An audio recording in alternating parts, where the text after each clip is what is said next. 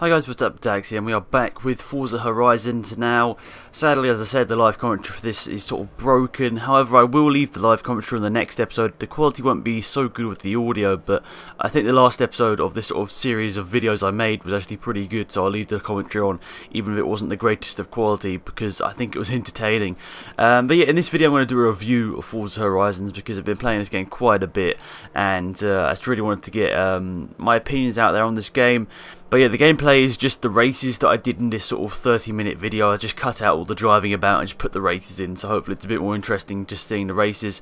And next episode obviously we'll be back with the actual sort of whole thing with all the live commentary. So yeah, let's get into the review. Let's talk about the good things first. I like the fact that they've got so many cars in this game. Obviously that's a good thing, it's obviously a car game, you want lots of cars in it. But I think they spent so much time trying to make these cars as good as possible. They make them try and feel good, they make them feel like you actually can drive them, and they make them feel that you can upgrade them to make it feel like the car you really want it to be. Because if they haven't made it in a way that you want it to feel like, they've got loads of upgrades in the upgrade shop for you to go and upgrade the car to what you want it to be like. And they really look good. The cars look a lot better than Forza 4 in my opinion. They've spent a lot of time trying to improve the quality of the cars inside, obviously the dashboard and everything outside, just overall making the cars look a lot nicer, and with the upgrades as well it makes it look a lot nicer. And I think overall the cars have improved vastly since Forza 4, and if they do a Forza 5 or whatever, Forza Horizons 2, I think they've got a good sort of base to step on now and build on these cars, which is obviously a good thing if they're going to continue the series, which I guess they are. And you can see there in the race I failed a little bit, smashing into the wall and nearly losing the lead. In fact, I think I might lose the lead in a second here. But also the environment, it's a really good environment. I think it's Forza Horizon Island, something like that.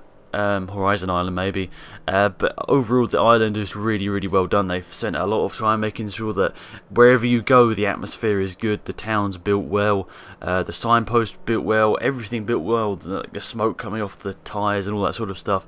Pretty much the environment is perfect, I think, in my opinion.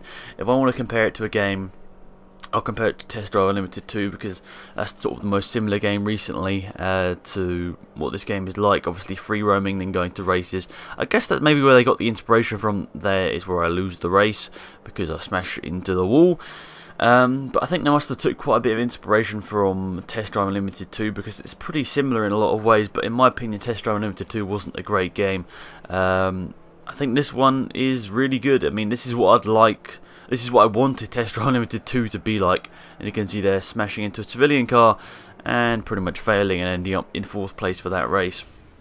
But I don't really want to directly compare it to Test Drive Unlimited 2, because Test Drive was made a couple of years ago. I think it was made in like 2008, 2009. And obviously since then the game sort of industry has improved a lot better quality on the gaming side, because obviously they've got more advanced processors and they've got better designers and all that sort of stuff, meaning the game should theoretically improve, and obviously it has. But you know, Forza Horizon is great in that aspect. I really do like the travelling around and building the car to how you want it to be. Overall the environment and the car is really good, and you know, I'm glad I bought this game at the end of the day, because that's what I wanted. I wanted to sort of have a game to relax on, not to be like strenuously having to go for the win every single second, like Formula 1 for example. You can see there a very tight handbrake turn, just about getting the move done. And I'm probably going to dip in and out of the gameplay throughout this video, but I'm not doing it on purpose, just because I know just interesting stuff, I'll talk about it. But yeah, the environment in this game is really good. The cars handle alright, they're not the best, but you know, obviously you can't expect too much from these games after, you know, if they spend so much time on the environment. But the cars, they look good.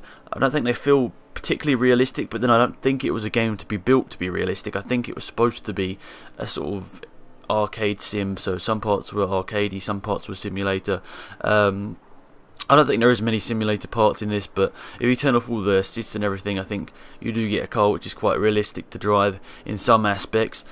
But yeah, I like the variety of cars and all that sort of stuff I've said. So overall, this is a good game. But I want to go through the bits that slightly annoy me as well.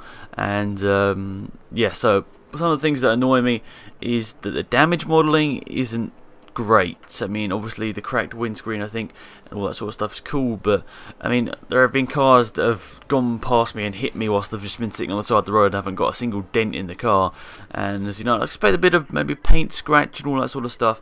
But yeah, the damage model, in my opinion, I know maybe a lot of people disagree, but I don't really think it's the best. But it's all right. It's all right. It's not, as I say, it's not the greatest, but I think it's a pretty good damage system. But I just wish that they had it a bit more intricate, so if the car just like hit you very closely, that you did maybe get a bit of paint come off the car or whatever. So yeah, you know, obviously I think that would be something that I'd improve if I had controls of the game. But you can see they're just crashing into the Ford GTs just because they're the fastest cars, and I just wanted to get them out of the way. You know, it makes me look like a bit of an idiot now. I'm watching this back. Another couple of bad things I think about this game is, you know, just some of the driving about is a bit boring. I mean, obviously I said I liked some of it, but some of it is a bit boring. I mean, going really long journeys from race to race that you're eligible in is a bit boring, but you know, I suppose you can't really make a perfect game in that aspect. I mean, there's always going to be something that people are bored at if you're making them travel around, whatever. Like maybe if I don't know, if like a free world game, maybe people get bored because they've got to travel around or whatever. But even though that's the main point of it, I mean, this is a lot of the point of this game is to travel around and find new things. So you know, I can't get too angry about that, but when I think about it, it's part of the game. So yeah, also one thing, I suppose the cars don't react, the AI don't really react to your moves. I mean, you can see there I just pushed out the way of some of my rivals there and smashing into the thing and failing. But yeah, my driving's horrible in this video. I realise now this has been some pretty bad driving from me. Sorry about that. But yeah, the AI don't really respond. I think, you know, the fact that it's on an island and you're getting like against your rivals and everything. I mean, obviously the person I hit was Ali Howard, which is sort of like our rival, the star in the race. So, you know, it'd be quite interesting if he like fought back and smashed into me or whatever, just for payback and that sort of stuff. But apart from that, there's sort of three minor things that I don't particularly like about the game. But overall, I think you've got to say this is a pretty positive game. I know a couple of people were like, yeah, Alex, this isn't a very good game, but I didn't really get any reasons why it wasn't a good game. I just got, Alex, this game sucks. Alex, don't play this game, it's boring. I didn't really get sort of an intricate reason why. Maybe that wasn't the right word to use, but I didn't get a proper reason why it was bad. I mean, overall I'd probably give this game an 8 out of 10, because obviously the flaws that I've said, the damage probably isn't as much as I'd want, but it's still alright. And also the AI don't seem to be too human, even though obviously you can see them getting into their cars or whatever before the race. But you know, it's a good game. I do enjoy it, and I'm definitely going to continue doing the Let's Play. As long as people are still enjoying it, that's obviously what the main point about it is.